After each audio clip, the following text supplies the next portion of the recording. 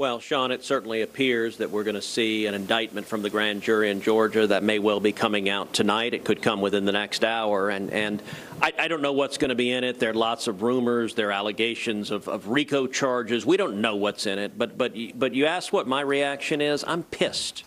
I'm pissed at these over and over and over again. If there are indictments tonight, it'll be the fourth indictment of Donald Trump. This is disgraceful. Our country is over 200 years old. We have never once indicted a former president or a candidate and a leading candidate for president. And this is Joe Biden and this is the Democrats weaponizing the justice system because they're afraid of the voters. This is disgraceful. It is wrong. And it is an abuse of power by angry Democrats who have decided the rule of law doesn't matter to them anymore.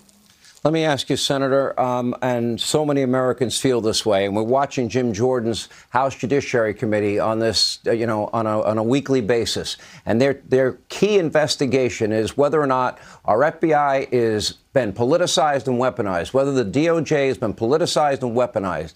I think we need to put emphasis on what you just said. Never in our long history as a country has this ever happened to a former president, nor has it happened to the chief rival of a sitting president running for president. And yet they not only want these indictments, this now would be the fourth time history has been made, but they want the trials in the middle of the caucus, the primary, and the election season. Is that, as President Trump has been arguing, election interference? Of course it is. And the timing is nakedly political. Every time more bad news comes out about Hunter Biden or Joe Biden, you can set a stopwatch within hours. Some clown goes and indicts Donald Trump again. And then all of the little lemmings in the media go run and say Trump, Trump, Trump, Trump, Trump. Look, last week, the House Oversight Committee released bank records that showed that Joe Biden's family and associates received over $20 million from foreign sources while Joe Biden was vice president. So just when he's in office, over $20 million. Let me ask you, is there anything on earth, Sean, that Hunter Biden could do for you that would be worth $20 million?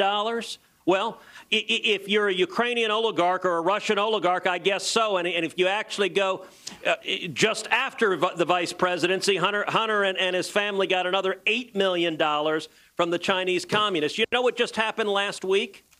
Last week, the statute of limitations ran on the $8 million that flooded to the Biden family from the Chinese communists. You know who let it run?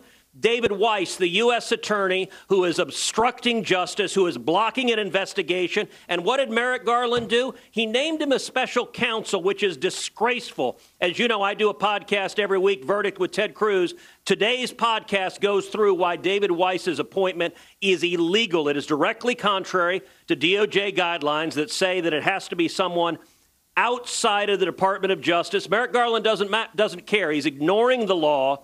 But more importantly, it's supposed to be someone with integrity to prosecute. And David Weiss has shown that he's willing to block prosecution of Hunter, to allow the statute of limitations to go forward, and to allow apparatchiks on his staff to protect Joe Biden, to say no questions about the big guy, no questions about Joe Biden.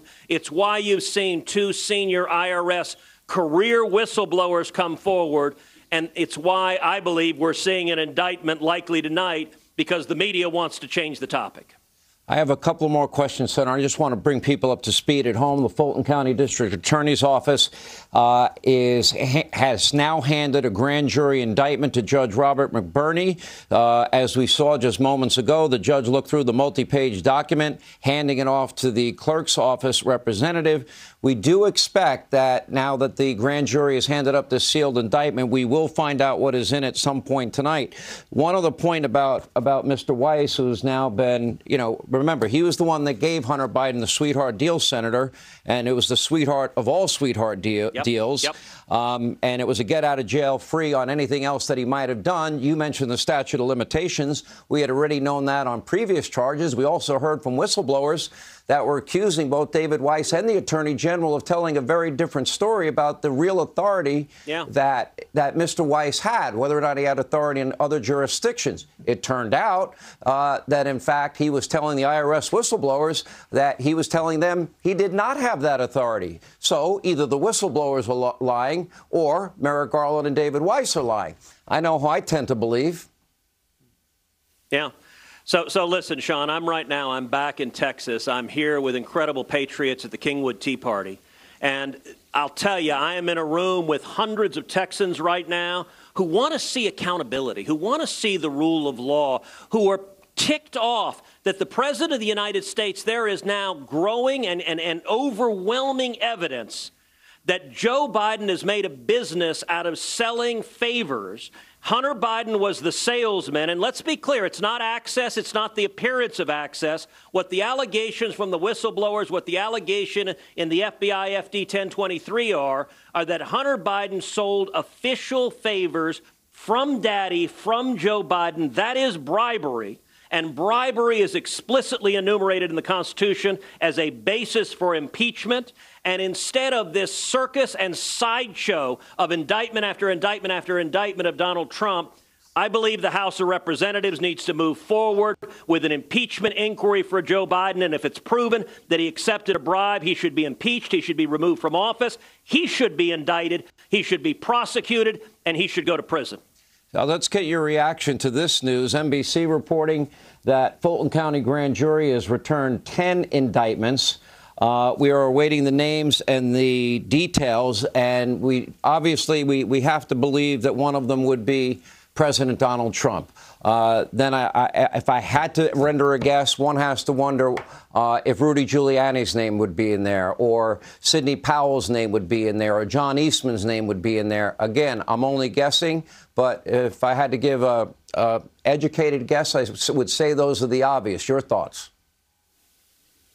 Yeah, look, the one that is obvious that it's going to be is Donald J. Trump, because it is clear that this prosecutor went in with an objective to indict Donald Trump. It's the same thing as Alvin Bragg, the wild George Soros partisan in New York. It's the same thing as Merrick Garland and Jack Smith. And by the way, Jack Smith has a history of bringing partisan indictments. He indicted Bob McDonnell, the sitting governor of Virginia, when he was a credible candidate for president. He got a conviction, and that conviction went to the U.S. Supreme Court, and it got unanimously thrown out.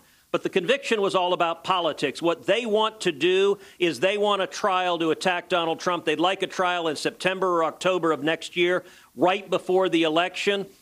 The other 10 people, I'm not going to speculate, or the other 9, we'll find out. But frankly, there were 9 people who were unlucky enough to be standing somewhere in or around Donald Trump. Their target is political. This is not the rule of law.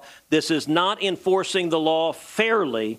This is because partisan Democrats have convinced themselves, look, if you disagree with Donald Trump, campaign against him. That's called democracy. But Democrats don't believe in democracy because they're worried the voters don't want 4 more years of the disaster that is Joe Biden, and so they want to abuse the justice system to try to take that choice away from the voters. I think that's shameful. All right.